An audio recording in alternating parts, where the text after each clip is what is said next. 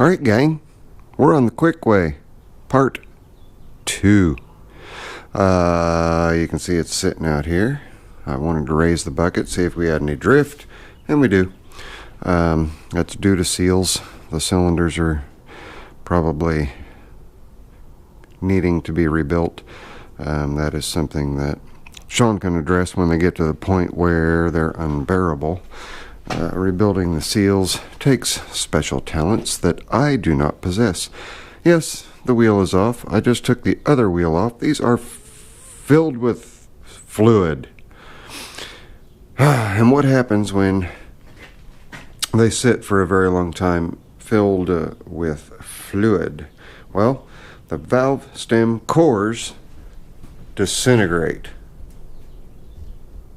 So, neat little trick to getting them out is you just take a sheetrock screw, screw it down in there and pull that core out, and then below that is a little brass core. You got to pull that little brass core out. Then below that you've got a teeny tiny little rubber core that has to come out. So you run this in and out 3 times to pull everything out of there. Then you've got to blow in there and clean it all out real good. Then take one of these handy dandy little tools that will re-thread and clean the threads out. You can see all the junk that's on it because I haven't cleaned it off since I did the other side. But run it down through there, put a new core in, then you're back to being golden and on the right track. So that's where we're at the moment. Things that we do have to address on this as per the list, beyond the list. The tires were not on the list, but you got to have air in those back tires. So since they were not holding air, I figured I would address that. Steering wheel has to come off, dash has to come off because everything is wired by an Amish individual who doesn't have the best electrical knowledge. It will not shut off with the key or the switch. You have to flip the spark plug wire off or choke it out, and oftentimes choking it out will not kill it. So that's what we're doing, is just going through and checking the wiring and doing stuff like that. We will take the bucket, set the bucket down, raise the front end, use the bucket loader as my jack to pull the front axle out like we did on the 7118, which is sitting outside getting some sun, and get the poor man's power steering on that. And back to the 7118, I did a couple of tests on it. It is not charging. The regulator rectifier on it is not doing what it's supposed to do. It's not converting the 20 volt AC that's coming off of the stator to 12 volt DC or 14.4 volt DC to charge the battery. So I have to address that. Hopefully the engine will not have to come out and I won't have to swap out the stator inside or the alternator inside the blower housing. But that was something that I discovered that I had forgotten to check earlier on. But as soon as I get the valves taken care of and get that fixed and all that, I'll start her up, take it out, and do a little pushing around, shoving, and show you guys the works on this Kwik-Way. It's mounted pretty good on here. No complaints in that department. I'm not sure what its lifting capabilities are, but it is certainly beefy enough to exceed the abilities of a Simplicity specific L12 or L112 loader, which has an increased capacity over the L110 or L10. So that's where we're at. So let me finish getting this tire taken care of. We'll get her started up. I'll set the camera up outside and do some pushing around, lifting, and stuff like that. So stay tuned. Alright, I did a quick little prelim on the wiring, and I still have to address the starter button, but I took care of the key kill switch, so that is at least taken care of right now. And got some air in the tires. All 4 tires are happy. Let's go around to the wood pile. Let's do that. Let's see how angry this thing can get. Ready? See if she'll start up.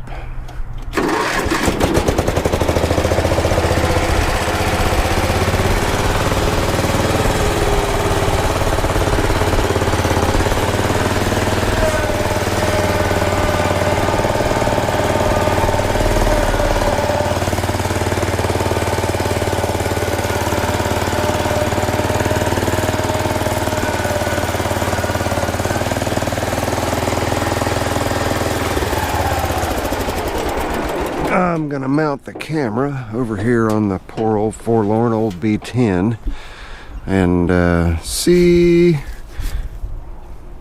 what this thing will pick up. I'm not real sure.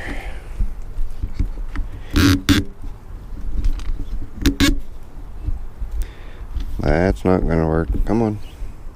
Are you grabbing? I gotta find something for it to grab onto. There we go. Okay, and I know it's not a lot of weight, but I'm going for that piece right there. I just want to see how it does. Just playing around.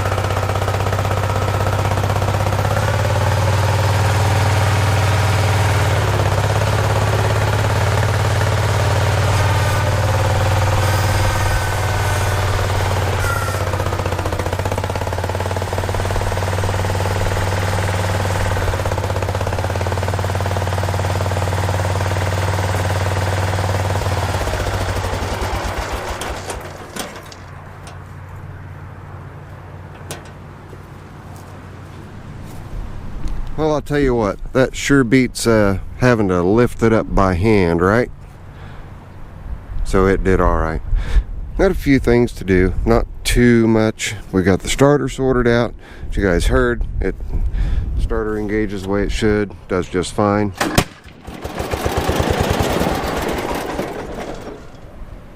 A little bit of fuel backed up in there, huh? Let's try it again.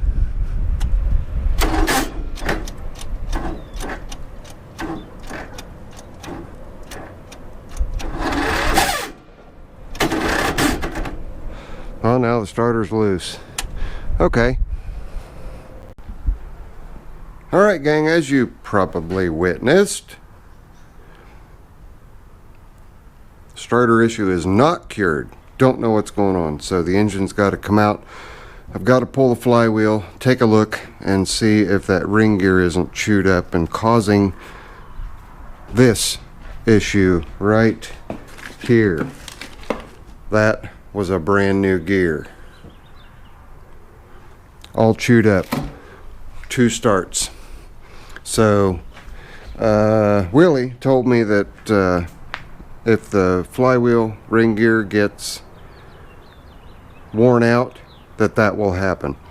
So chances are pretty good I will have to replace the flywheel ring gear, but we'll see what happens. I'll get with Sean. Maybe he'll want to go ahead and throw the 16 horse IC in there that came out of the 7118, or But at any rate, the engine has to come out. There's no two ways about it. So this little job just got bigger. But that happens. That happens. The starter is not going to cooperate. Just replacing the gear on it. So there's obviously a problem deeper inside the mix that we need to address. So that is going to wrap it up. I had to tow it in compliments of the 7118. In fact, I couldn't even empty the bucket because I couldn't get her started. But it did a good job of digging a little trench right there by that piece of wood. So we're going to wrap it up here. It's getting long in the tooth for the day, and we'll pick it back up just as soon as I can manage. It's my first real day back out in the shop, doing some work, getting down on my hands and knees, doing all that fun kind of happy crap. And it has been a little bit of a test of my endurance, so a little bit sore. No big deal. We'll get all that sorted out, but I may even see if Sean wants me to just throw a starter generator set up on there and be done with it. That way I don't have to take the motor out, throw a starter generator on with the regulator, and he's back off and running to the races. I think the only problem with that is that there is the possibility that the hood won't close, but I'm pretty sure that it will, because my 7116H, excuse me, my 3416H that I had didn't have a problem with a starter generator on there. And starter generators are bulletproof. I mean, get one with good head and tailstock bearings, they're fine. So we're going to wrap this one up. We'll call this part 2, even though it was a semi-fail with the starter issue. And we'll see what happens. Like I say, I'll get with Sean, see what he wants to do. My vote, just to make it simpler on him so that he can get these back and have them be dependable, is to go with the starter generator.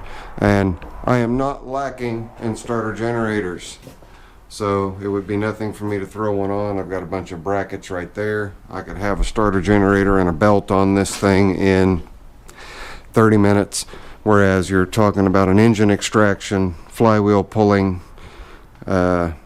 flywheel ring gear inspection. If it's bad, I've got to pull the ring gear off at the very least, or put another flywheel on that has a known good ring gear.